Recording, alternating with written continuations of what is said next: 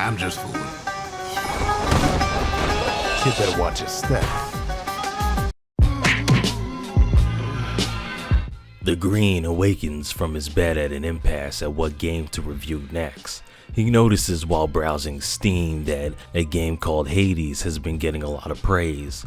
Recognizing the developer's name and recalling their past works, he realizes what he has to do next. Don't worry, the whole review isn't going to be like this. Plus, some call me Johnny already did that shit years ago, and I'm not trying to rip off anybody. Anyway, Bastion, Supergiant's first game and one of the most acclaimed indie games of the 2010s. Yeah, I remember when this game came out. This game was a part of that indie game explosion around that time with games like Super Meat Boy, Limbo, Dust, and many others. Saw it on the Xbox Live Arcade back in the day and thought it looked pretty, but it didn't really interest me beyond that since I was too much of a Halo COD boy at the time. Nowadays, my taste in games is a lot more all around, and I definitely appreciate these small passion projects a lot more now. It also helps that since 2011, the indie game scene has expanded tremendously. Nowadays, we have indie games looking more graphically intensive than some of the AAA stuff, which is pretty dope. An older game like this obviously isn't one of them, but if I didn't tell you what year this game came out and instead told you it came out last week, would you believe me? You probably would, because the look of this game still holds up pretty well. Really dig the hand-painted cartoony look of the characters and environments. You don't see too many isometric games with colors this vibrant and soft, and it's definitely a welcome change. It's obvious with some of these still image cutscenes that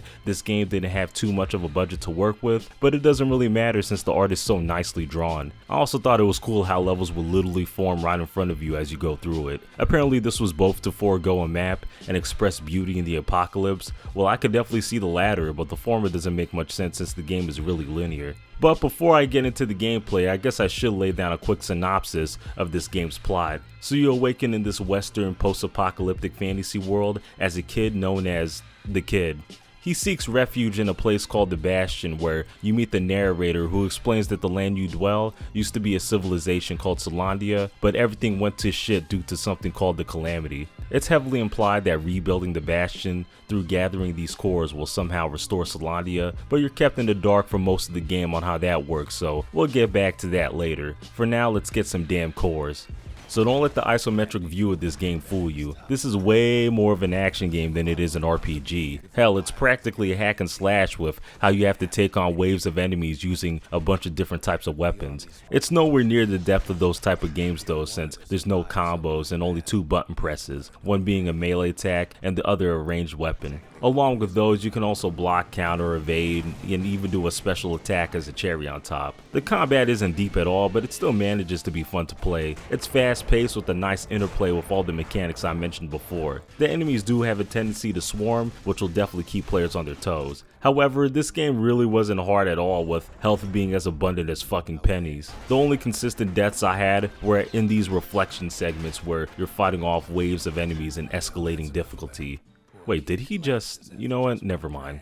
Luckily, there's the idols, which you can use to make the game harder in a customizable way. Yeah, I need my games to be challenging. It is what it is. I don't hold it against the game though, it's just a personal preference. The RPG stuff does seem kinda tacked on though. It's just kinda there and it doesn't really contribute much to the gameplay loop. You don't really level up too often and it's not like leveling up noticeably makes the kid stronger. Still, messing around with all these different weapons the kid gets was pretty fun. You got everything from a hammer to dual pistols to a goddamn rocket launcher. All are pretty effective too, which makes everything worth trying out. I'm mostly stuck with the war machete and the breaker's bow though. One cripples while the other poisons, which makes for a damn good combination if you ask me. I do wish the level design was a little bit more creative. I don't have a problem with linearity, but I do wish these levels were a little bit more open-ended with how you find and get to the core. But I guess it's not that big of a deal since I didn't really notice how straightforward the levels were until New Game Plus. First playthrough I was too occupied trying to listen to the narrator. Oh yeah, I probably should talk about that since it's one of the main appeals of this game. The narrator in this game is the arbiter of all story and lore in this game. He comments on everything, what the kid does or should be doing in the level. That a survivor?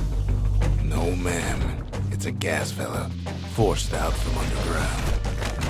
Kid pops him good. Fella got a piece of it though. Kid just rages for a while. The backstory of said level. The Langston River flowed free and wild till the calamity drank it all up. Maybe all that water just grew wings and flew off. The weapon loadout the kid has. Kid don't always care for fancy guns and things. A bow and pike will do just fine. The cutscenes, obviously, and even what other characters are thinking and feeling. He's a welcome voice if you ask me. He has this old, grizzled cowboy way of speaking, which is pretty badass. The windbags ain't so lucky.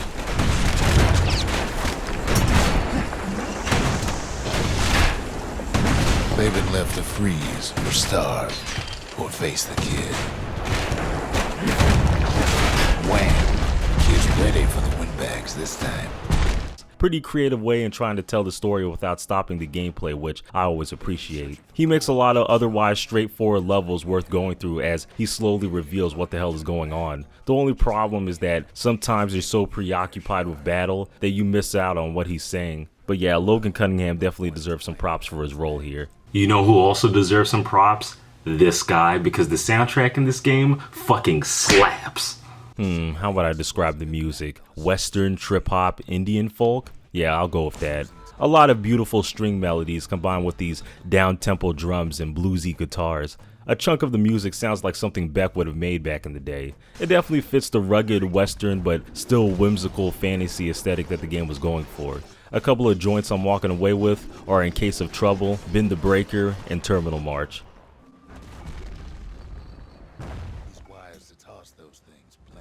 So, during the kid's adventure, he runs into two survivors of a race of people called the Ura. Zulf, an ambassador from the homeland, and Zia, a girl who can sing her ass off. Upon coming back from one of his core escapades, it's told to you by the narrator that Zulf intentionally damaged the Bastion more and has fled to his homeland. This leaves the kid to go on more missions, finding shards to repair the damn thing. What an asshole! It's revealed that Solandia and the Ura were at war with each other before the calamity, and that the calamity was caused by a malfunctioning weapon designed to eradicate the Ura. It did the job mostly, but that shit was also hacked to destroy Solandia as well. After the kid gets the final shard from the Ura homeland, he's given a choice to either use the Bastion to rewind time before the calamity, or evacuate and just live in the world as it currently is. You're not given the aftermath of these choices, although it's implied that the calamity will happen again in the former, so yeah, fuck that noise. I'm pretty sure that this is the happy ending. To be honest, I'm not really sure about how I feel about the overall story in this game. A lot of these story beats, I find myself not caring about what goes on. I think the main reason is because the main goal of the game is to restore a place that's already long gone, and there's not really enough reason for me to give a shit about restoring it. I mean, the kid is a mute, so I don't know what the fuck he thinks or wants. The narrator seems apathetic about the whole situation and just goes with what the kid does. And the Ura people aren't around long enough for the player to really give a shit about what they want. You are given more insight on who everybody is with these reflection parts, but during these parts I was more focused on surviving each gauntlet rather than hearing the narrator out. The story isn't badly written or anything. In fact, the lore on its own is interesting enough. It's just the way it's presented didn't grab me. So yeah, that's Bastion. Pretty enjoyable if you ask me. It's not a game that'll hold your attention for long given its short length, but it's not a game that needs to be long anyway given its mechanics. The art style is pleasing to look at, the soundtrack bumps, and the core gameplay never got boring. Not bad for a debut indie game.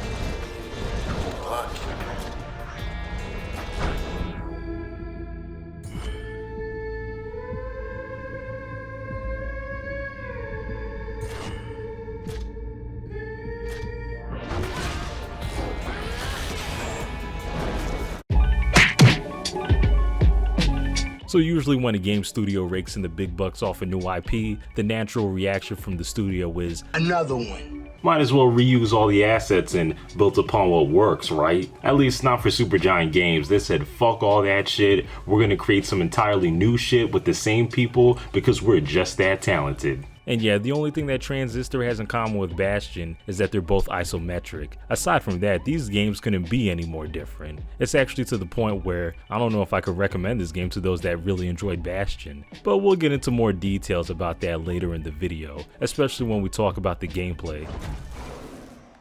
Hey, up there. world. Look at all that. We're on the edge of town, 100 blocks away.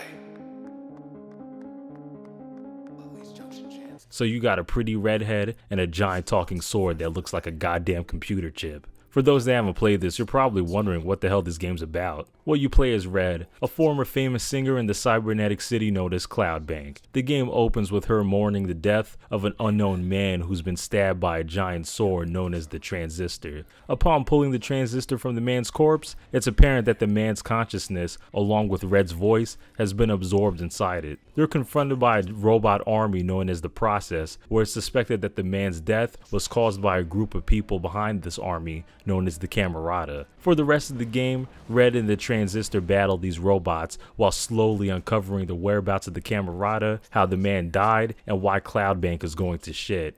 If the summary of the game's plot sounds really vague, that's because the way this game tells its story is pretty unorthodox, and there's no way I can talk about what really goes on in this game without spoilers, so we'll get back to all this later.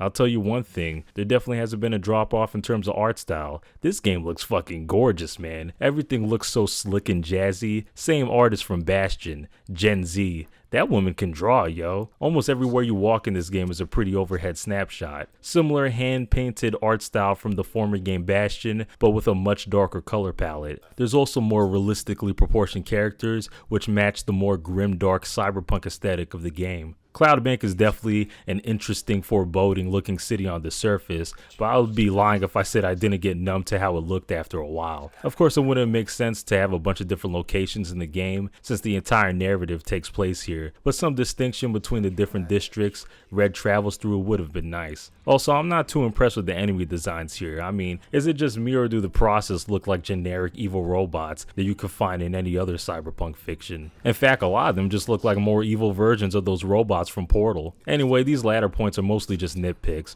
The overall look of the game is pretty stellar. The best part is that the PC requirements are incredibly minimal. You can easily run this on a standard laptop.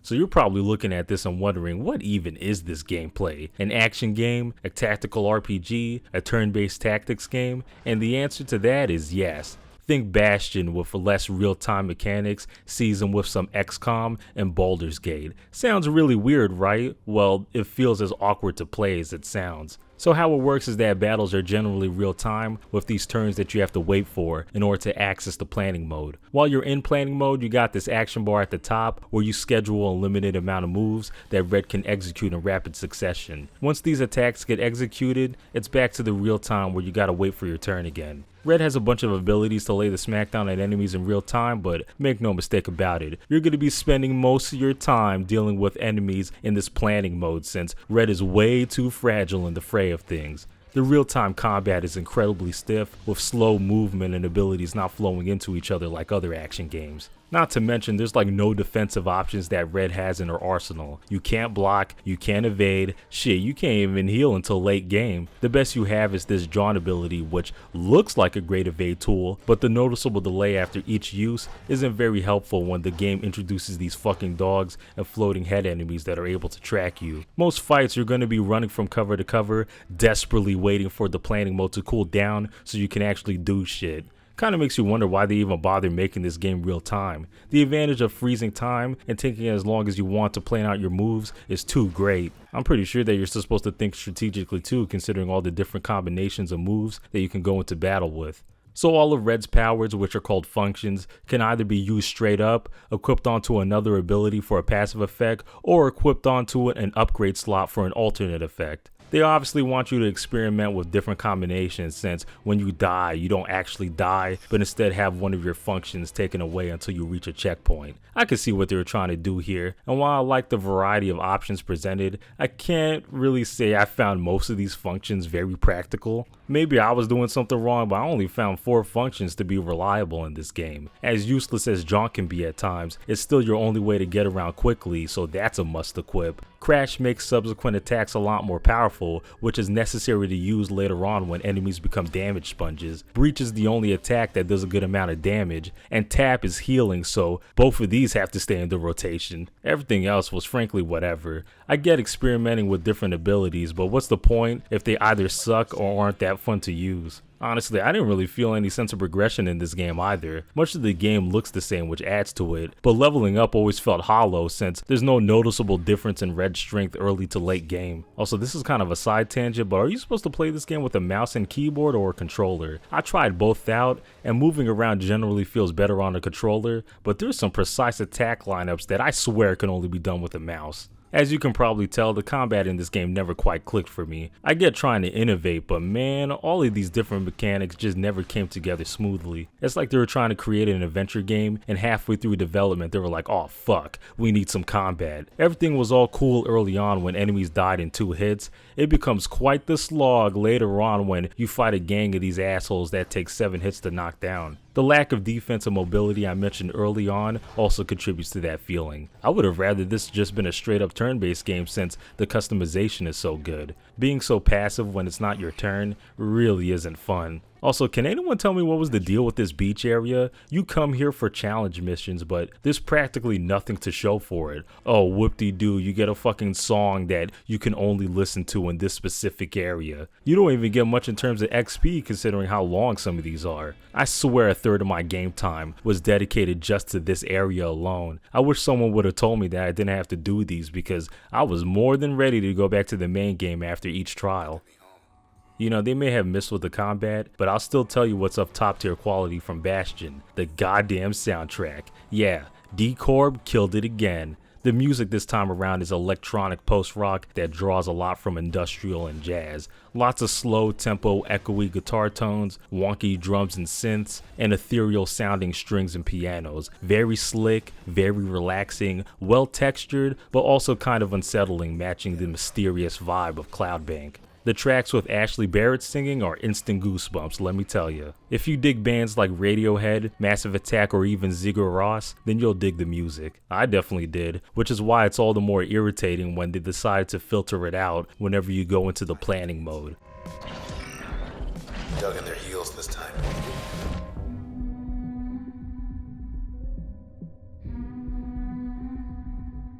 All of the tracks get replaced with Red's humming, which, don't get me wrong, she can hum her ass off, but I would have rather just listened to the amazing soundtrack instead. Seems like a small gripe until you play the game yourself and realize that you're in the planning mode every minute.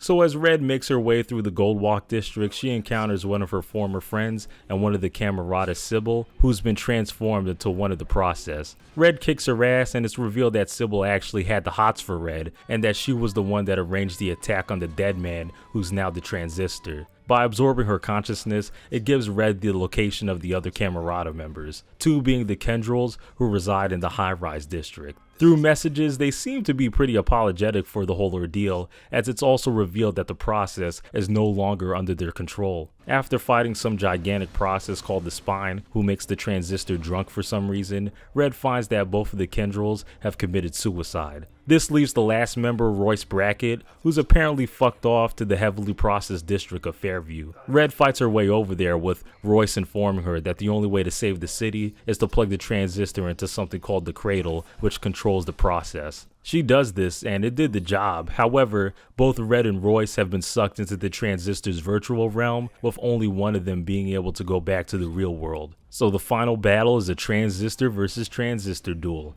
and yeah, it's one of the highlights of the game. Always enjoy boss battles when the boss can do everything that the player can do. Definitely catches you off guard when this Sam Harris motherfucker freezes time and uses your own stuff against you.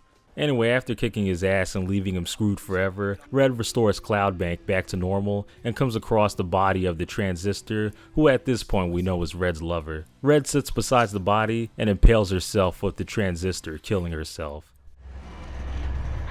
Red! Red. No, Red. What you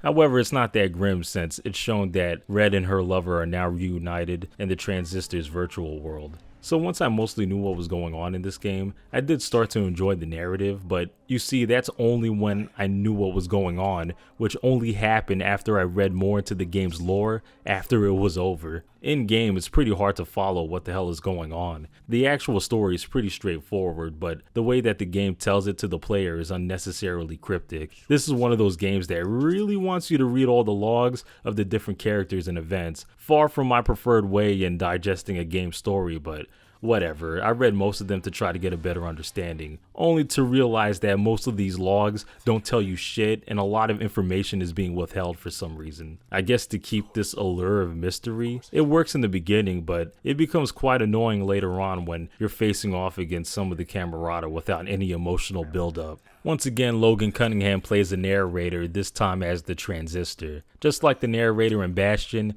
he comments on almost everything that the player does, and a lot of the emotional moments is the relationship between him and Red. It's once again a good performance by the guy, as you can really feel the feelings of mutual love between the two characters. But man, unlike the narrator in Bastion, there's a lot of moments where I do wish that he would shut the fuck up, especially during these weird sequences where he would get all drunk. Hey, wanna hear a funny joke? What's the difference? Never mind. Tell you later. The voice acting is good, but I do wish that he was given better dialogue. A lot of what he says are just a series of meaningless cliches. Left ourselves open for seafood flatbread. So yeah, that's Transistor. Don't like this one as much as Bastion, and I'm kind of unsure if I even like it on its own. There's just too many things about this game that rub me the wrong way. This is one of those games where I think I like it more as art than as an actual game, because everything involving the presentation is good, but the moment-to-moment gameplay is really whatever. It's not bad, but I can't see myself coming back to this game.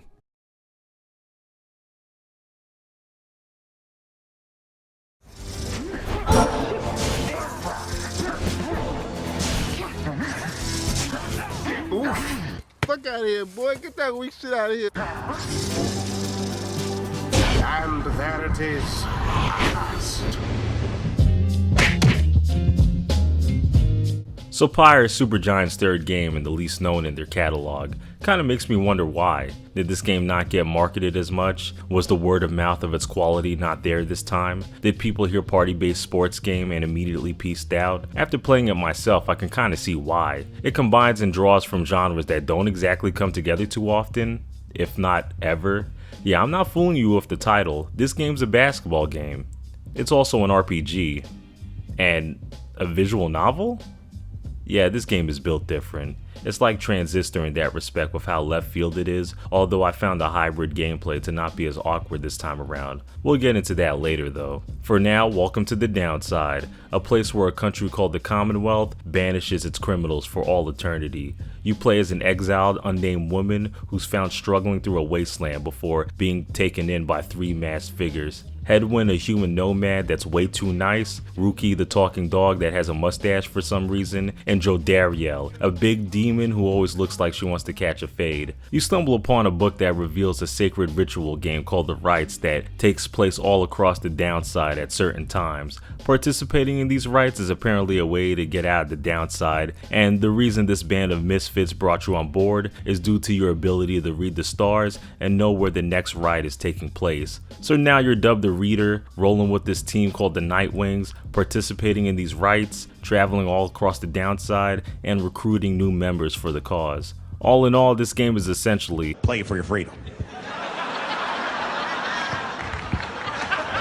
Let me tell you, if they were trying to make this place seem unappealing to be in, then they definitely did a bad job because almost every location in the Downside is visually appealing. Once again, Gen Z flexes her hand-drawn art skills all over the damn place. Detailed character designs, beautiful vibrant backgrounds, pretty much every location in the game is eye-catching. Even that pit of Malith place that characters in the game hate so much. Play other graphic adventure games and you'll notice that they do much less. The only weak spot this time around are the visual novel parts where characters are just static with dialogue. I don't mind this format inherently if there's good voice acting or lots of different character poses that match the emotion of the dialogue. This game doesn't have either of that, unfortunately. Every character has like 3 drawings of them that are used in every situation. The drawings themselves aren't even that different, and for a dialogue heavy game like this, it can make things kinda dry. I do appreciate the hyperlinks though. Oftentimes I found myself lost on what the heck characters were referencing, but clicking on the highlighted text fills you in pretty quickly. The voice acting point is probably more of a personal preference since reading plain text can bore me pretty quickly. However, unlike the previous 2 games, I don't really see a reason why this game doesn't have voice acting. Were they trying to maintain a children's book aesthetic by having you voice the characters in your head yourself? Was it budgetary reasons? Who knows? All the characters mutter some foreign sounding shit from time to time, so obviously there was some type of voices in the studio.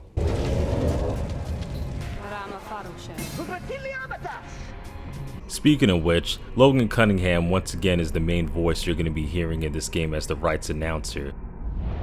Reader, dare you tamper with forbidden knowledge?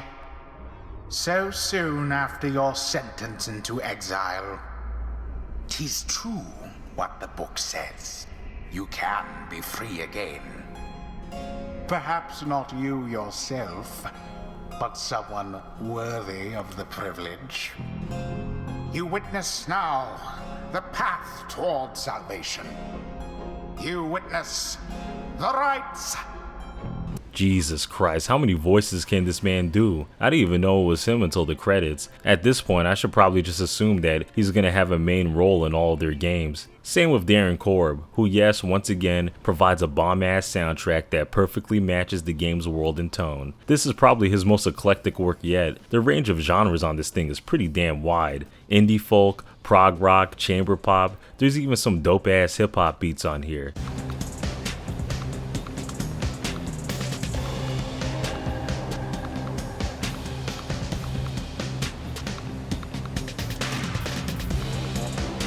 I mean, you travel through a lot of different environments and face off against a colorful cast of characters, so the music being all over the place makes sense. The highlight track is definitely the one that plays over the Liberation rights. Whenever Darren Korb and Ashley Barrett perform a duet, it's usually some good shit, and this track is no exception.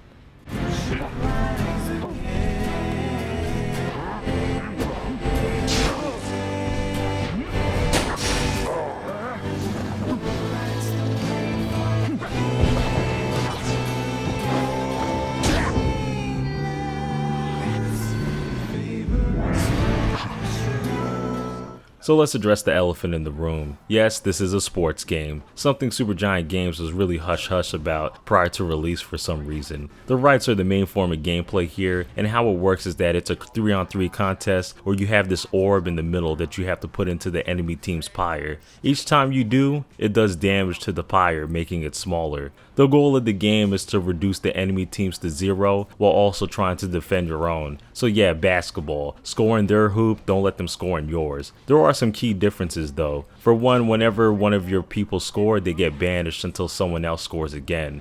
2, only the person with the orb on your team can move while also sacrificing their attack and defenses. And 3, whenever you attack an enemy player, they get banished temporarily and sent back to their Pyre. There's also the fantasy elements in that every character has different ways of navigating the field and attacking enemy players. This is also where the RPG stuff comes in, with your characters gaining experience that lead to new talents that make their abilities more practical. It's pretty light though, the level cap is like 5, the talent trees go up to 4, and there's only 4 stats in the game that don't vary much. They're heavily based on the character's race, so since Jodariel is a big demon, she does a lot of damage to a Pyre, which is based on glory, but she's slow as shit, which is obviously based on quickness. Hope determines the amount of time a character is banished, and presence is the size of a character's aura, which banishes players that come in it. So yeah, that's the gist of things. If you ever played NBA Jam or Rocket League, all this shouldn't be that complicated.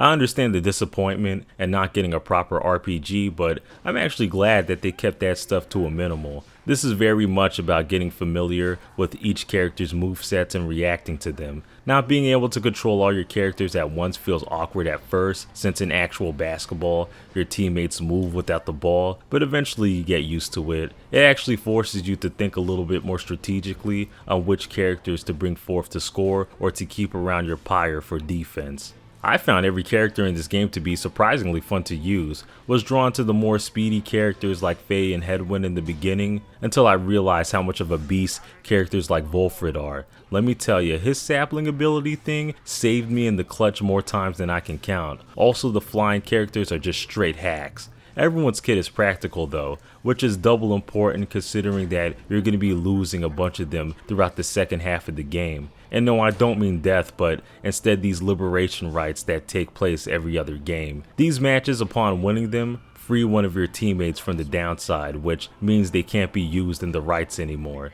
Luckily, you have a choice on who you can send. Not everyone can be liberated though, so it's often a choice between do you want to see a character free and happy, or do you want to keep them in the downside for their skills. Yes, these choices also affect the narrative, which I'll talk about in a bit, but I really do like how these choices heavily affect the outcome of the gameplay. It forces the player not to get too comfortable with a certain playstyle and experiment in an organic way. It's not like it hinders enjoyment too, since, like I said before, every character is useful. It does sting a bit if you grow attached to a character's character though, only to let them go.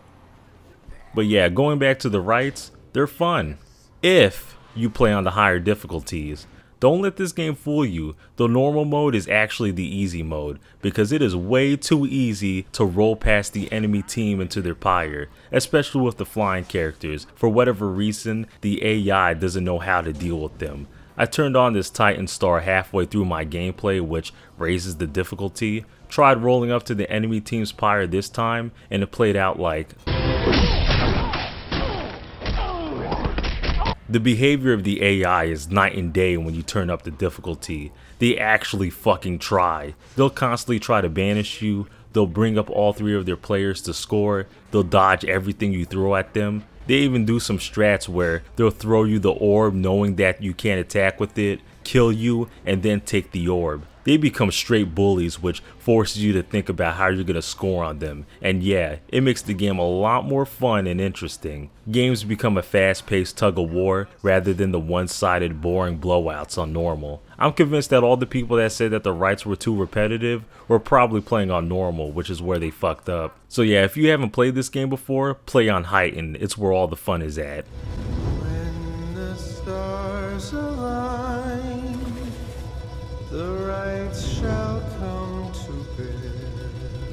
So after a couple of rights, you meet Volfred Sandalwood, the important client Headwind mentions early in the game. You see, Volfred has a plan that involves taking down the Commonwealth. His gripe with the nation is that they're essentially too authoritarian and wishes to rebuild a society from the ground up that's more free. His plan involves freeing your teammates back into the Commonwealth, but you're never really given much insight into the plan beyond that. You constantly get news of your former teammates linking up with Volfred's agents on the other side though, which increases the success rate of the plan. Unfortunately, the news of Volfred's plan reaches the Archjustice of the Commonwealth, who's revealed to be the voice of the rights. Let's just say that he isn't too happy about you trying to break tradition. You are nothing, reader. Nothing but a mindless simpleton. Your every action is a stain upon the legacy of the 8 scribes. The rights have been a long-held secret to keep out those such as you. You also run into this big demon guy named Orlick, who used to be one of Volfred's teammates on the Nightwings way back. There's a lot of beef and baggage in that relationship that I don't have time to cover. Let's just say that they got issues that they need to work out. In the last Liberation Rite, Orlick and his true Nightwings are the last team you face though. After serving them up, you're given a final choice on who to send back. For whatever reason, the pool is accepting of anybody for this final liberation. At least for me, the choice was between myself, Volfred, or Orlick. I was trying to send Volfred back for the sake of the plan, but he relinquished it for me to go back instead. Shit, don't mind if I do. In the ending that I got, the Commonwealth was brought down by all of the liberated people that I sent back. A new nation called the Saurian Union was constructed in its place. So yeah, the plan worked out for me. Feel a little bad for leaving behind Volfred, Tiza, and Pamitha, but I'm sure they'll understand. It was for the greater good after all.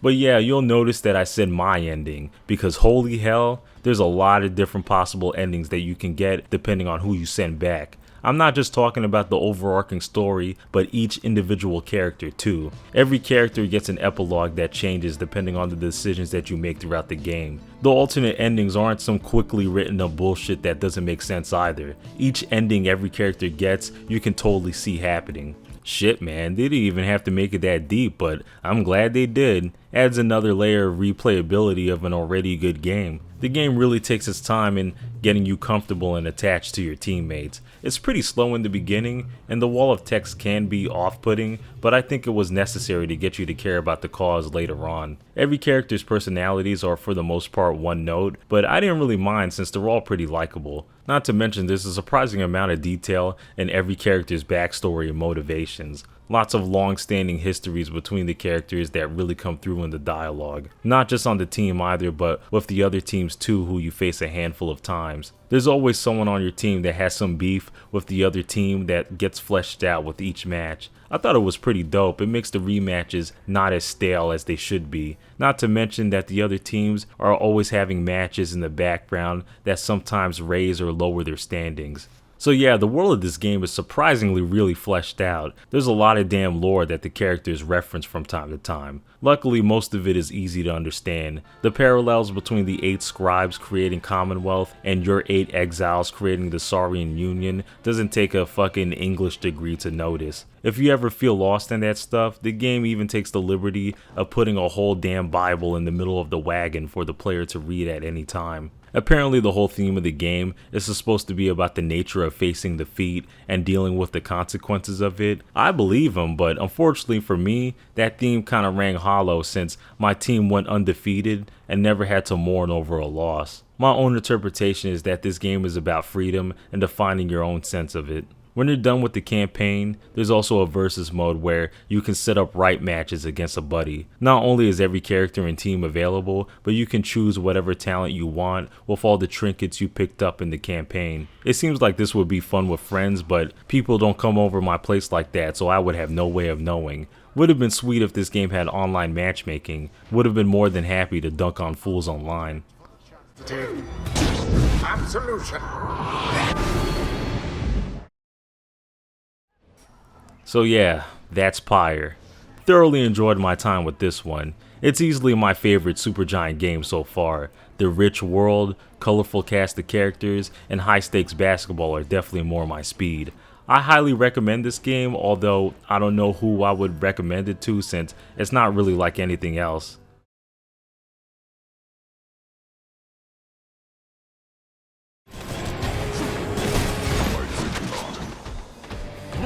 Oh god, I hate this move. Oh no, no, no, no. Please stop. Underlay, underlay.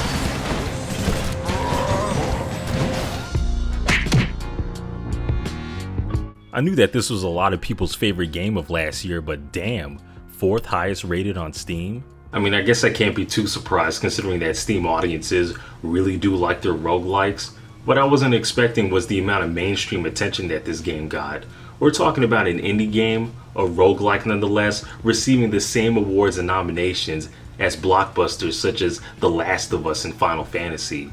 When the fuck does that ever happen? Usually outlets like this give games like this some rinky-dink obscure award like, oh, best game with hand-drawn hairstyles or some shit like that.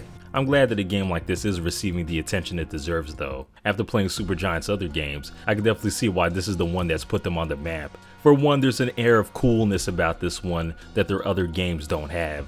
Not to say that their other games aren't quality, but I wouldn't describe any of their other games as badass. This is some badass shit.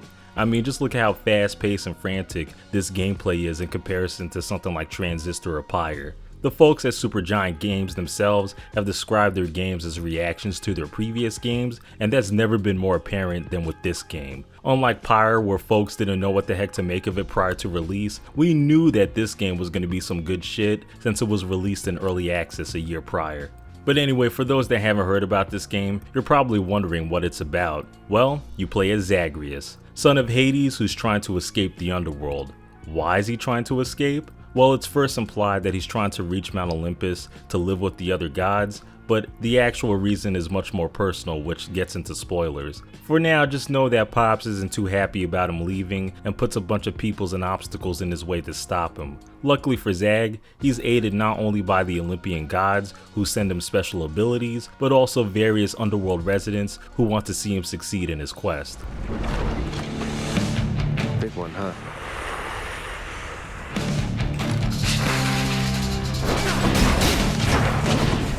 Well, it looks like we're back to isometric, so I feel like a broken record whenever I talk about the visuals of Supergiant's games. You don't need me to tell you that this game looks pretty damn good, do you? You already know it's one of their works when you got beautiful hand-drawn artwork. Although I guess I can make the point that I wouldn't really describe the artwork this time around as beautiful, at least not in the same way as their other games. Does anyone else get more of a comic book feel this time around? At least in comparison to Pyre, the characters and environments are a lot more rugged looking.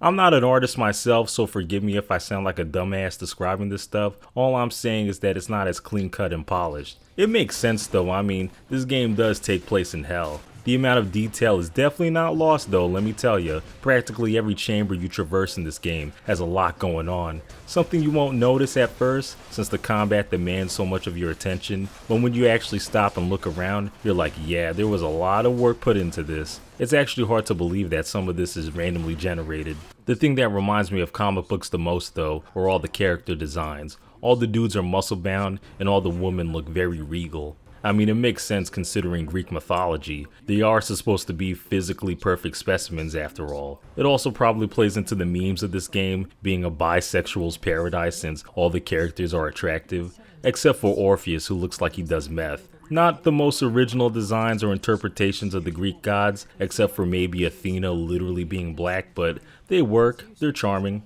I think what also plays to the attractiveness of every character is the voice acting. Let me tell you, the voice acting in this game is... Logan Cunningham is still carrying the weight as Hades and a bunch of other characters, but we actually got a whole cast this time voicing different characters. And not that weird foreign language shit that Pyre had, but lines actually being read out loud. Lovely. Finally.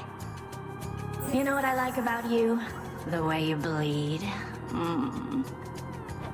That is not the type of flattery I'm used to. You're making me a bit uncomfortable, I'll have you know. Never met a god that bleeds like you. Red. Like a worthless mortal. Come on, let's bleed you dry. The cast isn't large though, as multiple characters are played by the same people. You definitely wouldn't know it though, since all the voices are distinct for each character. What shall we do here once you finally arrive? Perhaps we could go out and meet some mortals. I know all too many maidens or noble gentlemen who'd absolutely love to get to know you. So, hi Prince, so is there anything I can get you? Or maybe tidy up some more, or I just thought maybe you'd like something to drink sometime? Can you do? Let's see. You blundered headlong into danger for the past 6 chambers or more, and you made such a racket I could almost hear it from Olympus. I have to say your hunting skills are rather unconventional. Darkness guide you, child. You have outgrown this house. Of that I am now certain. Should you return again here, I shall keep you safe. Can you believe that Zagreus and Skelly are both voiced by Darren Korb? You're getting pretty strong, I'll give you that, boyo. Strong enough to smack a guy like me right up against the wall and I'd go straight to pieces. Boom! You just remember, when you're duking it out, the walls are your friend. Smack guys against walls. Sound advice as ever, mate. I knew the guy produced good-ass music, but I didn't know he had acting chops. I'll pay for that. Care on, mate. Now, hypothetically, if I provided you with, say, 1,000 coins, would you be willing to give me a ride in your beautiful boat? Upriver, I should say, specifically.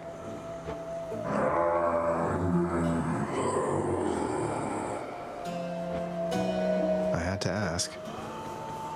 Speaking of which, the music this time around is a lot more rockin' than in the previous games. No more folky stuff. We're talking straight badass guitar riffs.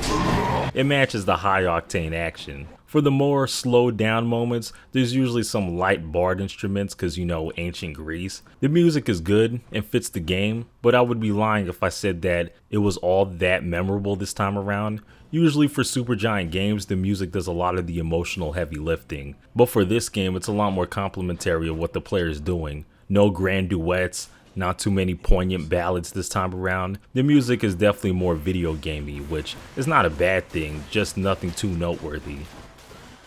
Alright, enough of the visual appetizers, let's get into the meat and potatoes of this thing. So the goal is simple. You start at the bottom of hell, which is Tartarus, and you have to make your way up to the surface without dying. When you die, you're sent all the way back down, and most of your stuff is lost and the rooms are rearranged. Typical roguelike affair, although this game's a lot nicer than most roguelikes, in that you get to keep certain currencies that make Zagreus stronger. More damage, revives, weapons. I think this is one of the reasons why a lot of people that don't even like roguelikes like this one, because even when you fail, you're getting stronger. Now, I'm someone that does like roguelikes, but the RPG liking side of my brain really likes the permanence and character progression too. It also makes every run to the top worth a damn since you're always coming back with some new shit. There's also a lot of stuff to upgrade in this game too, whether it be weapons or house renovations. This looks to be an excellent investment, contractor. Go on and make it so. Of all the things, you think that takes priority. But I'm getting a little too ahead of myself. How's the combat?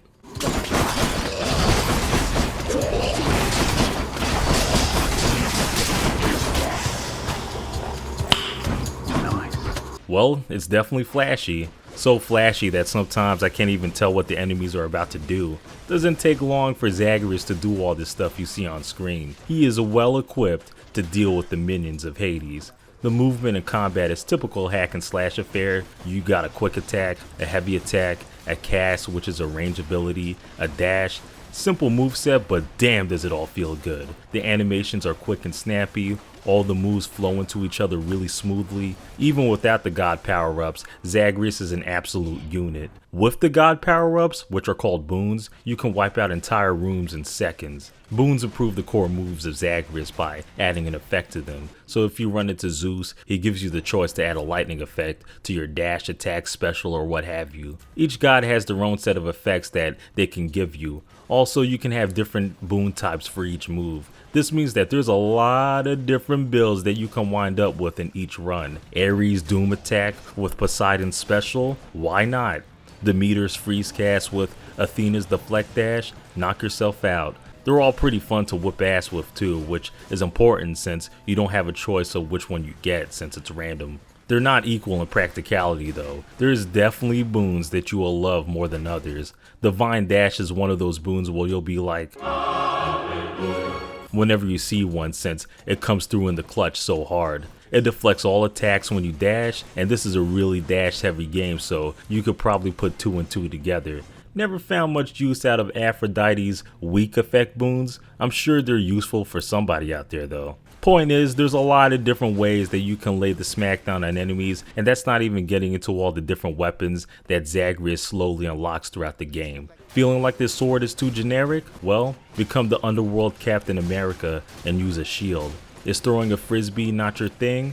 Well, how about you give these minions straight hands with the gauntlets? Prefer to play a more ranged game? Well, there's a bow and even a machine gun that are surprisingly useful. In fact, the first time I cleared this game was with the Gunn. Each weapon has a different moveset, and the same rule if the boons apply. Not to mention that each weapon has 3 other versions of them with different effects. Experimenting with different combat permutations was definitely one of the funnest parts of this game for me. One run might be a disaster with a certain build, while another one you get exactly what you need and go further. Let me tell you, there's some absolute disgusting boon combinations that you can have that can make everything a joke in this game, including bosses. Artemis's Call with Ares' cast is one of those that does an absurd amount of damage.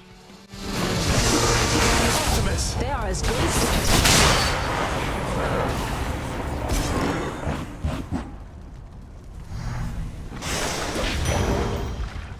The constant decision making you have to do after each battle also makes things more engaging, so you're almost always given a choice on 2 to 3 rooms to go into after a battle, and even shown the rewards of each of these rooms too. You constantly have to weigh out decisions like, okay, do I want this god's boon or should I get more cash? Do I need more of these keys for unlocks or should I go to Charon's shop to see what he has?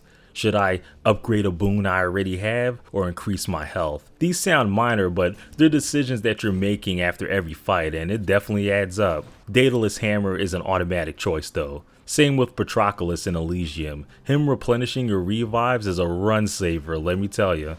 Although Hades is a pretty forgiving game in its genre, it's still a pretty challenging game in its own right. A lot of enemies and traps are deceptively quick, and if you're not constantly moving, you can get jumped pretty quickly. There's some rooms throughout this game where I had to dash so much it felt like my thumbs were gonna fall off. There's no healing items either, which means that all the damage you take is permanent unless you're blessed by the RNG gods and run into a fountain. Let me tell you, man, I thought I was hot shit when I beat Megara after only 2 tries. Got humbled real quick in Asphodel by those damn witches. Also, these 2 assholes caught me off guard when I finally reached Elysium, a 2-on-1 fight. What the fuck? Zagreus himself even points out the unfairness of it.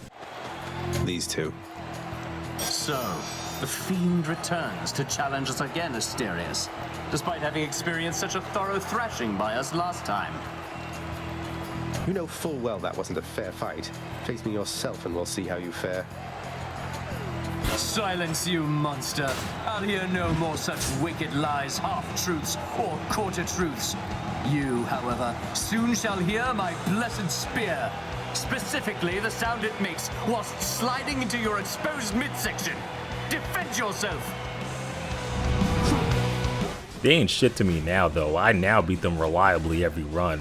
The bosses in this game are generally like that. There'll be walls against your progress until you mentally download their moveset and dodge reliably. Video game 101 stuff. They are pretty fun though, a nice spike in difficulty after every region that really tests your dashing. I also like that this game switches some of them to different harder versions the more you progress. I was pretty damn surprised when I had to fight Meg's sisters in her place. Stuff like this makes reruns to the top not as repetitive. What's crazy is that the actual length to the top isn't very long. It only takes like 40 minutes to get through every region. The only reason it takes most people 20 hours to beat it is due to all the deaths and retries, yours truly being no exception. The thing is, dying never really stung. Actually, I take that back, dying to Theseus stung because fuck that douchebag.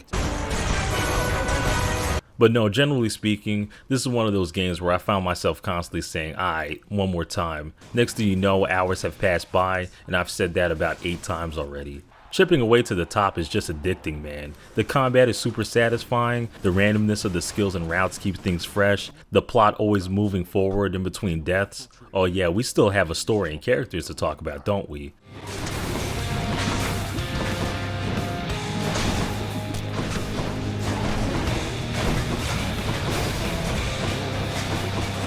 So eventually it's revealed that the real reason Zagreus wants to escape the underworld is to find his birth mother Persephone, who peaced out when he was born. Zagreus eventually does fight his way to the surface, only to be greeted by Pops himself, who's looking to send them back down. So the final battle is between father and son, and appropriately, he's the hardest fight in the game. Spear swipes that are mad quick, armored enemy add-ons, a whole second battle with beams and traps everywhere. I still have trouble with this fight from time to time, but I always look forward to the challenge. Anyway, after defeating him, Zagreus finally meets his mother Persephone in Greece. They have a happy reunion and all until Zagreus starts feeling sick. He learns the hard way that, like his dad, he's bound to the underworld and can't survive on the surface for very long. Despite this though, Zagreus keeps escaping back to the surface to get more answers on things. If you keep coming back, 10 times to be precise, you'll eventually get the true ending where Persephone comes home and resumes her duties as queen of the underworld. Hades and Zagreus also reconcile most of their baggage with one another, with Zagreus now having the duty of escaping the underworld but under the guise of finding blind spots in the underworld security. So the underworld's family's back together, happily ever after, right? Well, there's a true ending that you can get by maxing out the god bonds, where Persephone invites all the gods to a feast in the house of Hades. It's here where all the crazy family drama finally gets aired out and everyone tries to move on from it.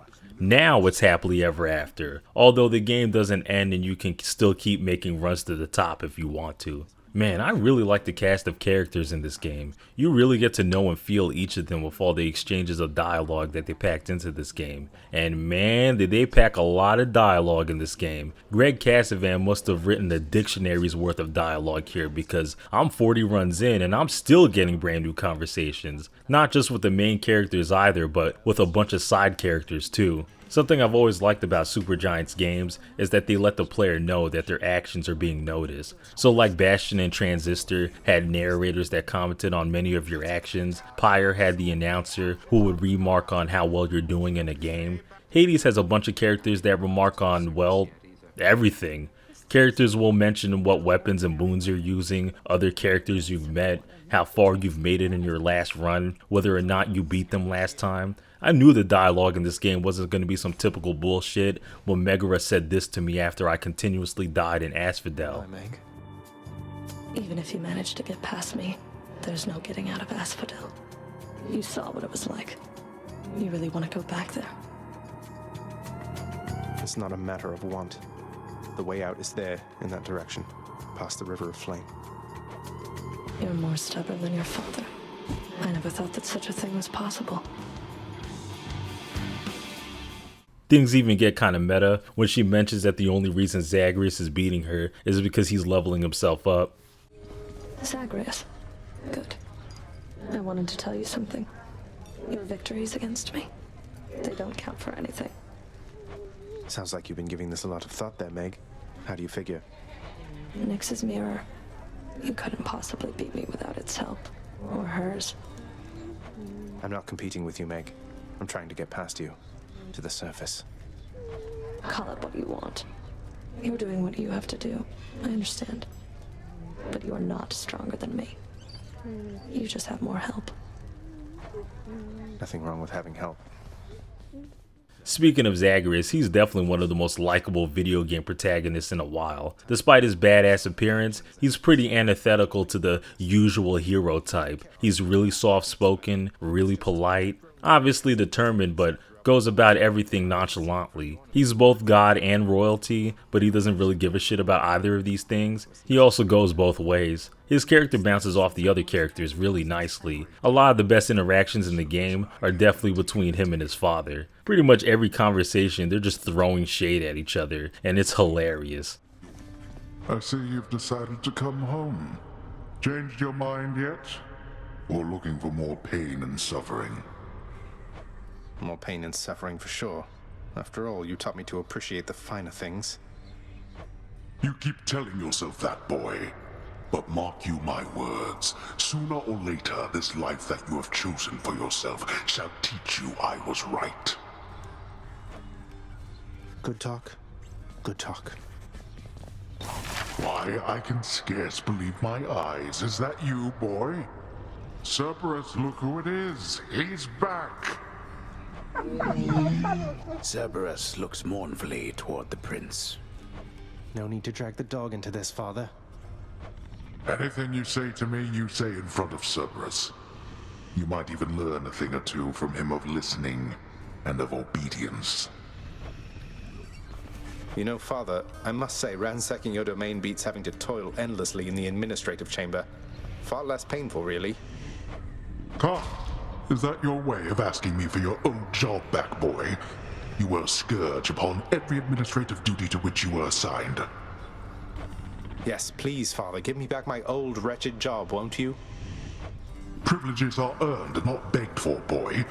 Unless you plan to reimburse this house for all the income that we lost because of you, then you shall not so much as set foot in the administrative chamber again.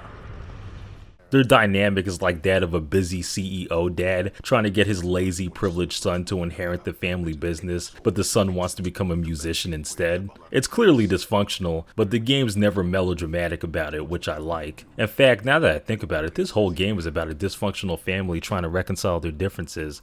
Anyway, to end off the story points, it's just crazy how much detail and care that they put into this game's world. Story beats that happen well past your first successful run, side characters with long subplots, forming bonds with characters by giving them Sunny D. Play other roguelikes and you'll notice that they don't go nearly this far in establishing their characters and story. It's very much a genre that focuses on tight gameplay mechanics, which there's nothing wrong with, but Hades has both, so yeah.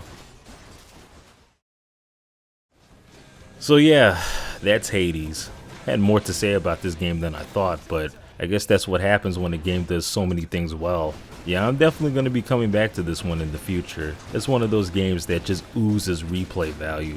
I said in the last video that Pyre was my favorite Supergiant game. Yeah, no, this is their best game. I highly recommend it to those that are into action games and those that are looking to get into roguelikes. Anyway, that's all I gotta say about this one.